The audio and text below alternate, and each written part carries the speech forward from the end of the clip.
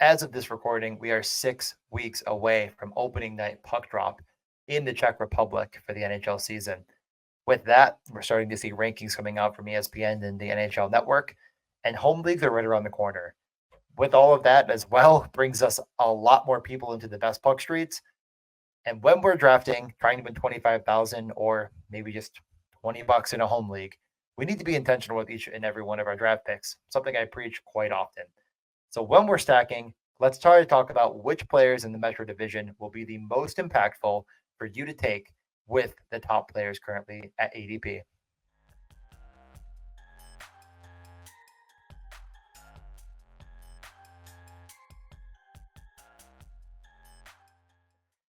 The Carolina Hurricanes are one of the more fascinating teams in fantasy hockey, a team that perpetually dominates puck possession and shoots the puck at will. It just always has felt like there hasn't been that many players that have really gotten there in the best puck format or really in season long in general. And this year, we yet again going back to the Andrei Svechnikov well, where he is the number one player being drafted at ADP.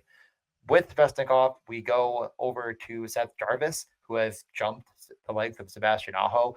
I put him in the spares category, and not because I don't love Seth Jarvis. They just didn't really see a ton of ice time together. But I will say, as a caveat, that they actually played pretty well when centered by Sebastian Aho as a triple. I'm interested. I'm not jumping the line though, and I think there's a lot of players around Svechnikov I like just as much. And really, as this is alluding to, it's because I do like Aho so much. I do find it hard to get that triple. I haven't done it yet, and I think it's kind of unnecessary. But if Svechnikov is going to smash value, it's probably going to come with Sebastian Aho, who I do like as a value in general. He's fine to take on his own, but I definitely think it gets magnified by taking either of these two wingers. So I do love Sebastian Aho in this format at this current kind of 80, 90 ADP. Natros is the other winger here in this kind of mix of top six. Felt like he could be a trade candidate. They end up bringing him back.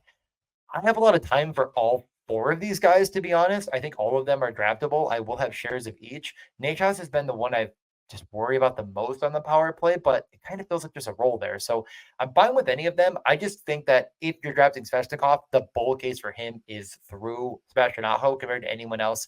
And that includes Brent Burns. I didn't put Gostisbehere on here because Burns has actually jumped Gostisbehere at this point.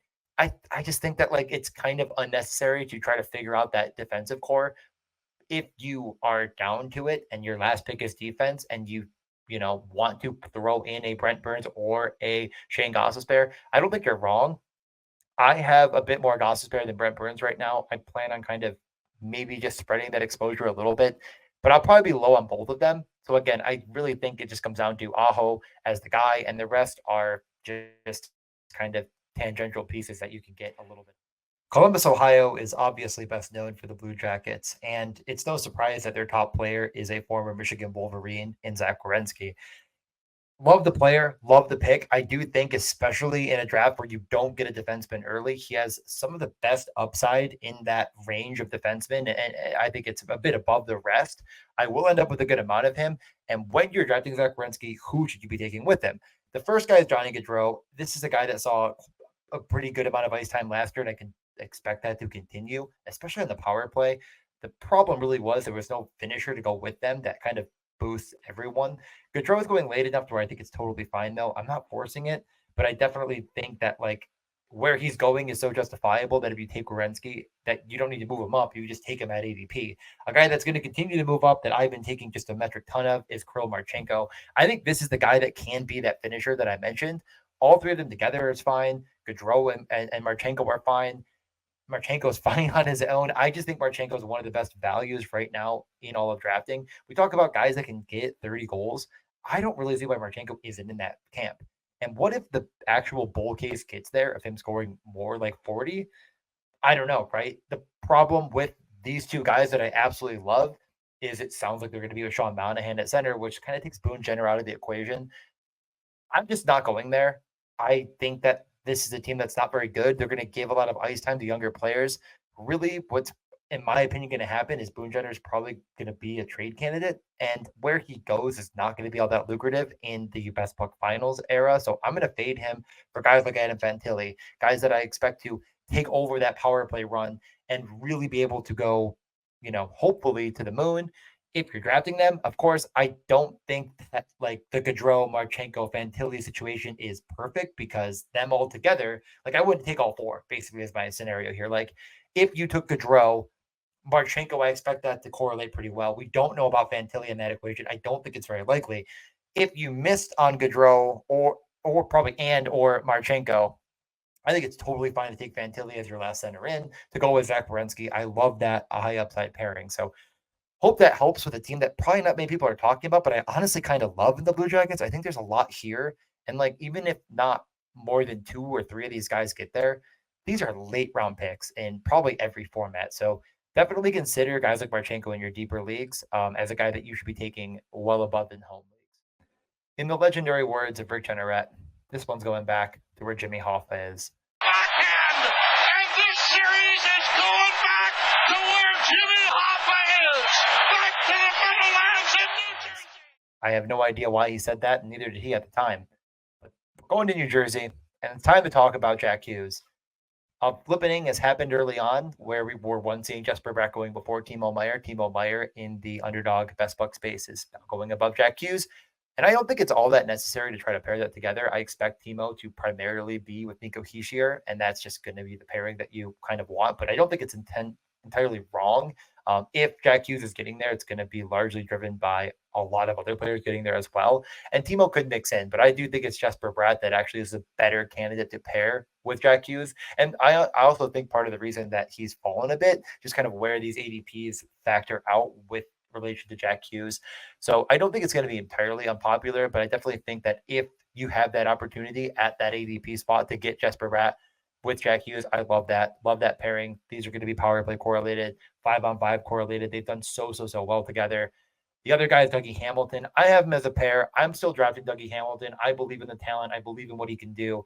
And I do think that part of the last season kind of collapsed for really Jack Hughes and many others is not having that kind of Dougie Hamilton guy to quarterback the entire situation. So if you're making that bet on Jack Hughes, you're making the bet on, I think, Dougie Hamilton being great. Nico Hischier, again, I put him in the spares. I kind of just wanted him to be next to Timo Meier so I could make that point of like those two go together. And then like I think Bratt and Hughes go together. I don't like I love Nico Hischier enough to where I think you could actually do it in the right circumstance. It's very uncommon to have the opportunity and desire. Like if you get it 1 out of 150, 2 out of 150, fine. Definitely not, I guess again, if you're doing season long drafting for like a home league, who really cares? But I didn't include Luke Hughes in this.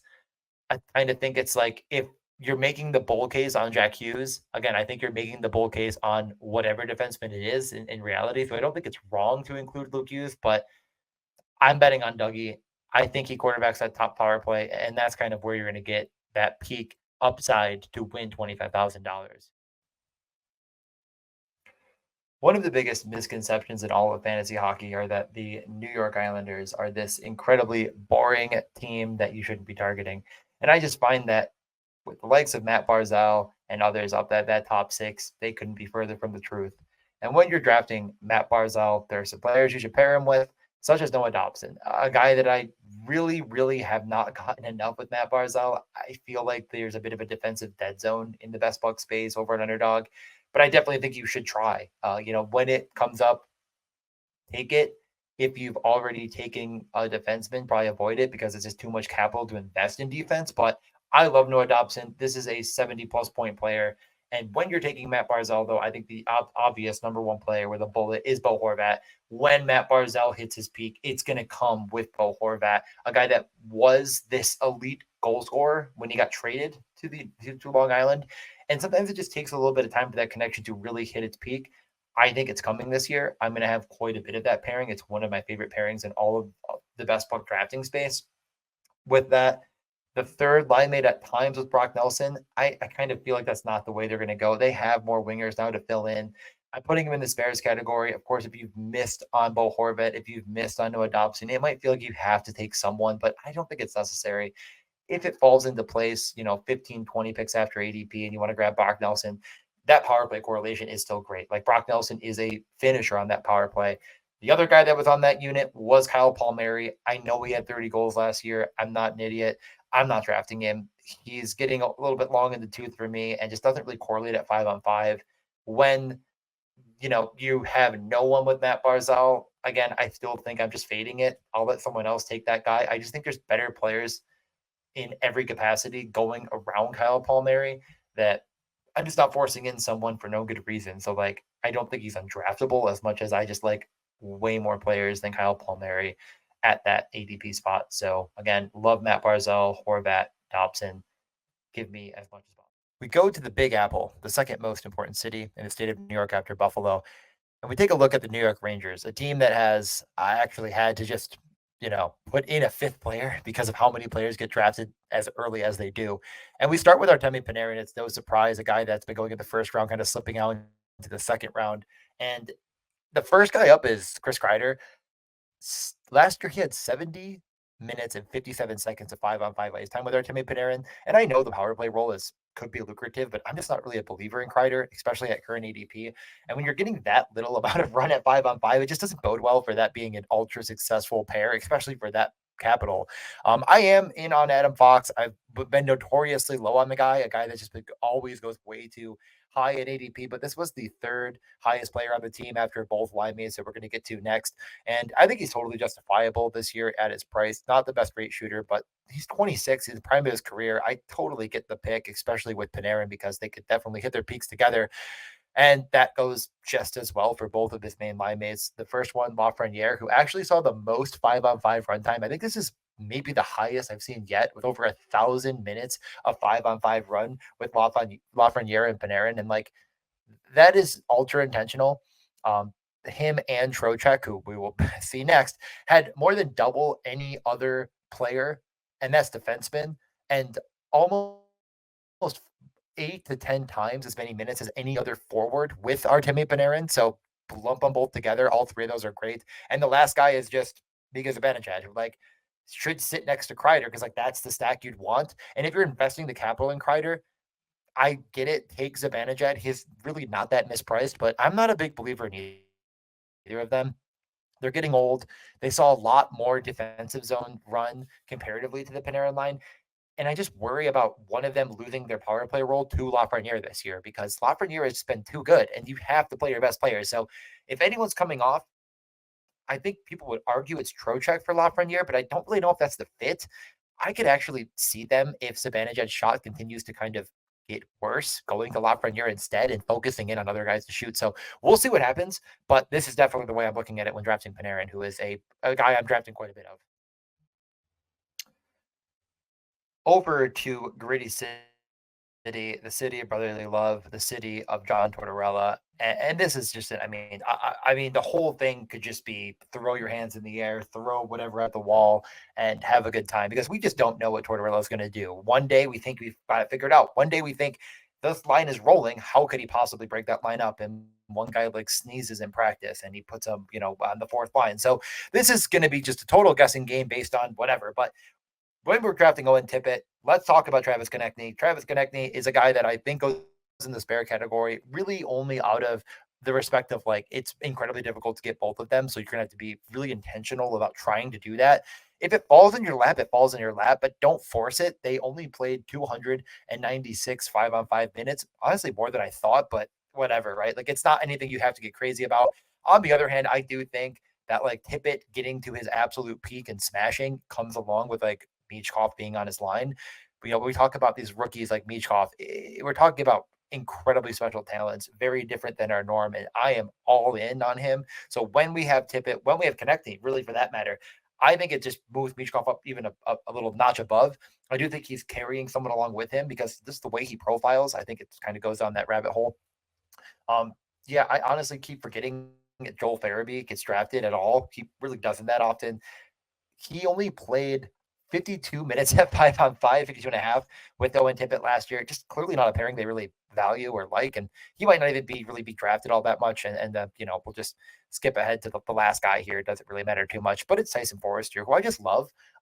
Think he's a really good player. He didn't see that much run at 5-on-5 with Owen Tippett. He kind of bounced around, but again, like no one saw that much ice time with Owen Tippett. The highest player was Morgan Frost. Other than that, it was just a ton of different dudes. one of them in Cam Atkinson is gone, who is, the third highest forward in ice time with Owen Tippett. So, like, we don't know what it's going to look like. I don't know how they could put Michkov and Forrester with Owen Tippett. Like, I think it's one guy, and that's fine. Like, Owen Tippett gets there on his own. He gets there by his volume. He gets there with his goals. You just take one guy with him. I think you're okay. And I think you could even include Cam York in that mix. But the Flyers are interesting. I'll use any excuse to put on this jersey. I absolutely love it. So go Flyers. And honestly, like, I'm really excited about Michkov, Konechny, and Tippett, and like Forrester as a last option. As far as cities in the United States that I've been to, I don't know if there's one that I like as much as the city of Pittsburgh while hating the sports team with every ounce of passion I have. I don't hate the Penguins. I just don't end up drafting them a lot either. Just a very weird situation there where I kind of believe in a lot, and yet I don't want to invest in Sidney Crosby at his current ADP. I have one team right now, only a $3 draft where I've drafted him in the best ball format. But maybe I get a little bit more exposure as time goes on. There's a lot of centers in that range that I do like, and I just think I like a little more than Crosby. But what happens when we do draft Sidney Crosby, which again, like I said, I think I'm going to end up with a little bit more than I have now. The first player that goes after is Brian Rust. It just doesn't come as a surprise. It's just far and away his best asset to go alongside of him. If Sidney Crosby's getting there, I think he could absolutely drag Brian Rust to relevancy. And really, to be frank, I think Brian Rust can actually play. I guess drag him to relevancy might be a bit disingenuous. He's a fine player in his own right. And this is the correlation I think that you should go with. If you're drafting Pittsburgh, just these two is fine. You can throw Erik Karlsson in. I like Erik Karlsson with Crosby and not Rust. It is difficult because Rust and Karlsson go so similar at their current ADPs. They're kind of really close to each other, which can be difficult to get. But again, like if you're being intentional and you're trying to make it work, you can. And I think you can maybe just move up a little bit to figure that out, especially when you draft Crosby at his ADP. Again, going in a range where you're missing out on one of the best wingers in the league. Guys that I'm being aware of, though, are Chris Letang. He's getting old. These injuries and health concerns are not going away, and they scare me away from drafting him at all. He could be a guy that misses a lot of time, a guy that just ends up retiring, or more or less being phased out during the year. I just don't think I can draft him. He's not going to see the power play one over Erik Karlsson. And I feel terrible because I love the guy, but what are you going to do? And spares, again, it's really hard for me to say to draft two centers on the same team. I totally understand that. They correlate pretty well in the power play. They'll play kind of a hero line late in games and they'll both see the ice together. But in reality, you just should not force that. There's probably another center late in the draft you might like more than Malkin when you draft Crosby. So it's a situation you could find yourself into. I don't think it's completely, brain dead to do it, but not necessary. Again, don't have a lot of any of these guys besides Erik Karlsson. I have a ton of just because that's the bet I have, but everyone else I'm a little bit lower on. I'd like to get that up just a little bit, but again, I not incredibly high on this team at ADP. I still think the name recognition of Crosby is carrying him a little bit more than maybe the rankings would.